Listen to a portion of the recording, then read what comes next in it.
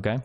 Yeah. So the topic at And that's highly impressive on the part of Destiny. hand, like the contentious issue is frankly a stupid one, right? is South Park style bad language okay sometimes, right? Who cares? Yeah.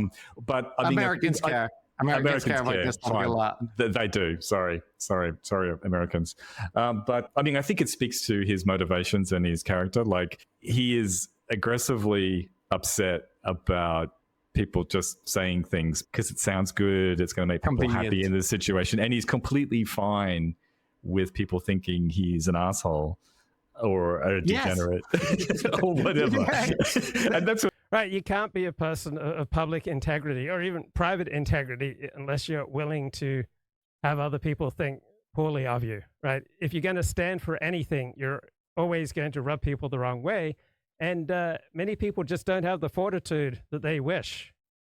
I'm thinking about, who is that guy, Woodley, who was doing a lot of edgy racial research, and then as soon as it was publicly exposed and criticized, he just packed up and ran away. All right, he was willing to do edgy racial stuff and to speak about what he believed as true until he got pushback for it. And a lot of people are willing to take on all sorts of moral stances until there's pushback, right? But people with integrity, they're only going to publicly take brave positions or to do brave things if they can back it up and they can see it through. All right, it's very easy to contemplate yourself taking a brave stance or even to begin to take a brave stance, but it's not very impressive when you then run away once you encounter opposition.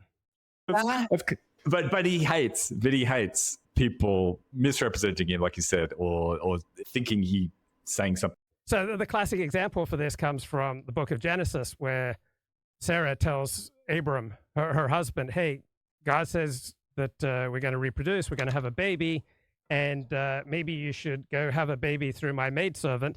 And then Abram makes Sarah's maidservant pregnant, and Sarah can't handle it, and she drives the maidservant Hagar, and Abram's son, oh God, it was Isaac and Hagar and Ishmael, right? Drives Hagar and Ishmael out into the wilderness because Sarah thought she could do the brave thing, the right thing, but when push came to shove, she couldn't handle it.